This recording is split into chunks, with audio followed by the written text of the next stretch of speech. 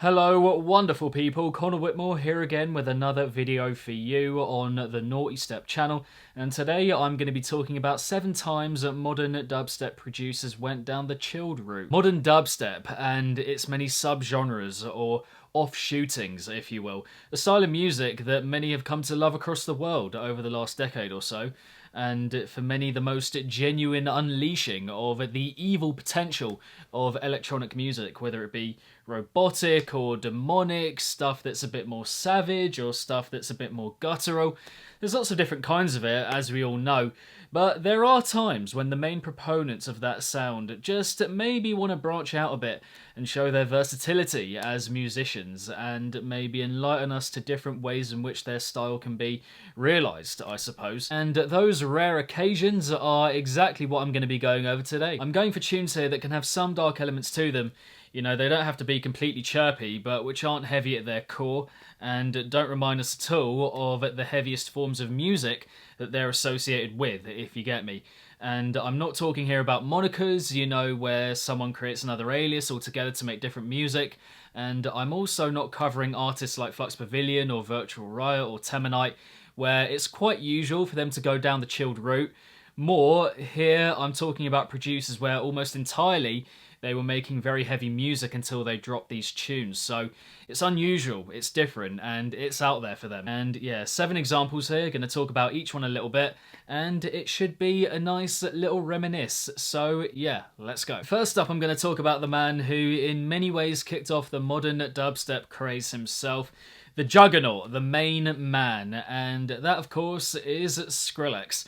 And the temptation here for this video was to go with Leaving, which is a very somber number, and from the Leaving EP, as many of you all know, and coming right at the beginning, or near the beginning of his discography and career, and yeah, a very moody tune, and many see it as his kind of take on the Burial kind of aesthetic and design, if you will.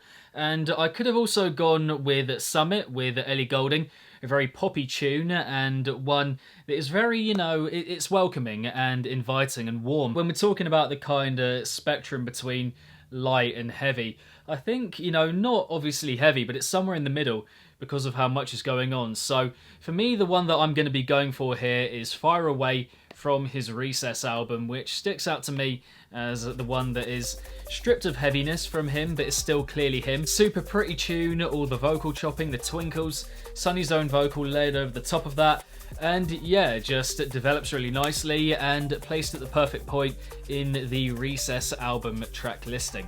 And for me also, on top of that, just a very underrated tune for him in terms of unleashing his style in a new way and in a different feel and emotion altogether. Yeah, it's lovely. After that, probably the most renowned UK exponent of the modern dubstep sound, and that is Zomboy with his tune Miles Away. And here we have a track that I think has a lot of commercial flavour, and one that sounds to me like an out-and-out pop song. Similar to Summit, which I mentioned before with Skrillex, but even more so, you know, really does sound, this one, like it could have been on the radio. And I think it might have been, you know, in various parts of the world. But anyway, moving on. The Mumba beat that we get here, that Dembo kind of bounce, and Nefera's vocal kind of dancing along with it, fits really well as a mix and combination of vocal and instrumental. And just got a very pleasant and uplifting summery vibe to it, and very feel good. And I remember actually playing it at a day festival that I played at maybe, I don't know, must have been 5 or 6 years ago now. And no one knew it, obviously, but they all loved it and were moving and grooving along with it and going, well, you know, fucking going mad for it. So, yeah, a very good tune and completely removed from pretty much everything else that he put out up to that point and following that also. So, yeah. Love, love, love that tune. Next up, we have another one of the biggest names in modern dubstep, emerging right from the very beginning, and yeah, grown to become one of the biggest names, as I said. And that is Eptic with She. You know, this tune, it's got some devilish moments to it, I can't lie. The odd swipe here and there, and some vocal touches, you know, got little bits of darkness kind of weaved and laced within the tune, but for the most part, just a complete flipping of his style and kind of refashioning of it in a really cute and dainty and delicate way, and it's very precisely put together and just Pristine and immaculate in the execution, and colourful and sweet on the ear. Such a breath of fresh air, always has been, always will be, and I think the best example for me here of unleashing a particular design in a completely different way and with a different feel to it altogether. So yeah, Eptic She sounding very much like Eptic, but in a new and innovative way. Very cool, and I will always love it. Moving on, we have the most underground name here, I think by far, but one that many are still very familiar with, and who many actually wish would make a comeback of some sorts at some point in the imminent future, and that is December with his remix of Adore, I think by Jasmine Thompson, but I might have got that wrong. Up until this tune, I think December was renowned and regarded as one of the most exciting underground dubstep producers, and who, up until that point, I might be wrong, had just been making banger after banger, very grungy and effective dubstep music, but then just came through with this utterly beautiful cut, completely out of left field, and which is one of my favourites from him, and which I don't think is a case here of unleashing his style that he had become renowned for and realised for in a new way, but just doing something completely different from what he usually did. Tropical trap music, I think, is what I would call this tune. A real melancholy and nostalgia weaved into it, and it reworks the original vocal really well. Expertly, I would say, and yeah, just really well managed and stunning overall, front to back. So yeah, if you haven't heard it, and December overall, then just get on it. He's a fantastic artist, and this tune in particular is just so beautiful. Then we have the person who is for many the current father and leader of the modern dubstep sound and the culture surrounding that. Writer of 4 heavy as fuck albums and founder of Lost Lands Festival and all that stuff. But he has gone down the more chilled route every now and then, and I think to good effect. And definitely the darkest here, the darkest tune that I'm going to be talking about here today, we have Excision with That Girl. And this song, you know, it has quite a gloomy and depressing feel to it, but it really works, I think, in delivering that. And I think if you're looking for something sad to connect with, this is perfect, honestly. I've gone back to it quite a lot when I'm feeling low, and the continuous nature of it, I think, makes it feel quite never-ending. And yeah, if you're wanting to feel a kind of emotion and pain through music, then this one is pretty fantastic and a bit of a go-to, I would say. Not many have been able to do that effectively from the bass sphere, and I think he does it really well. Ultimately quite chilled and reflective, and a kind of meditative, almost hypnotic feel to it. So yeah, a big recommend from the big man. And ultimately we have perhaps the most surprising of the bunch here, one that took me aback when I first heard it, and which still kind of takes me aback today when I think about it. The fact that I think right here we're talking about the best duo to come out of modern dubstep, and suddenly they just went down the funk route, and it was fantastic. And I'm of course talking about Barely Alive with their tune Deeper in Love.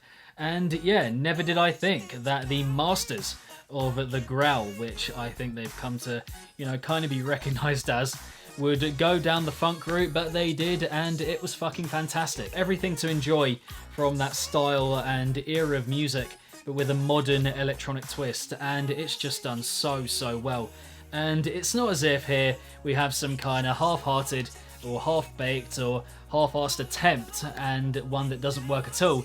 It's actually really good and well made and catchy. And again, that thing of just having everything you need for a tune of that style, and especially considering here we have, again, don't forget, a duo. So one of them would have had to been like at some point, Matt or Willie would have had to been like, yeah, I think we should do that. Go down this weird, kooky, interesting kind of funky route. And then the other would have had to agree, and it would have had to work between the two of them. So yeah, love that they did do that. Fantastic song, and the progression of it is so clever. The instrumental and vocal match perfectly. Just such a worthwhile experiment from them, and one I would welcome them doing again. It's that good. And finally, we have another very heavy artist who came through not only with a track, but a whole collection. That being Geta with Planet Neutral, a very blissful project, and yeah, just lovely, dreamy music front to back, and a tribute to his late friend Johnny Greenback. And yeah, I don't think that this has been done before since, as well, you know, a bass musician just going full out with a very chilled album and it being of such high quality front to back, and every song just cohering to the story of it so well, and it being such a good ride as an album overall. In particular, I want to highlight Glide to Beyond, which I think is maybe track 4 or 5 here. My personal pick, and for me encapsulating the carefree and hopeful attitude and delivery of the album overall. The musicality of it is gorgeous, and it makes all the right choices over its course, and just reminds you of being a young kid, you know, very carefree, having nothing to worry about, you know, very much making you feel like you're floating on air, that kind of thing. And earlier on in the year, that year 2015, we got the Allegiance EP from Geta, and yeah, that was just a few months before. There had been a couple tracks on that that were quite chilled, but this was chilled Geta for me, fully unleashed in full flow, and it also inspired stuff further down the line that we got on his Visceral album and beyond. So Geta, Planet Neutral, and in particular for me, Glide to Beyond, iconic. But there we have it, 7 times modern dubstep producers made chilled tunes, and yeah, we love to see it, we love to hear it, we love to hear more of it. So if you ever want to go down that route again, guys, then just do it. We love it. We love to hear it. But yeah, what do you guys make of these tunes, and kind of how much do you enjoy them within their discography overall? And also, what are some other examples of dubstep musicians going down that chilled, ethereal, dreamy avenue? Yeah, let me know all of your views, thoughts, and opinions in the comment section down below. If you're enjoying the content, subscribe if you're yet to, hit the bell along the way if you want to see more, and my social media accounts and Discord are linked below, as well as the Nawtystep Patreon page if you want to help the channel grow, reach its full potential, and get some bonus or exclusive content along the way. But yeah, keep it naughty. If it's naughty, then you know, and I shall see all of you legends in the next one. Peace.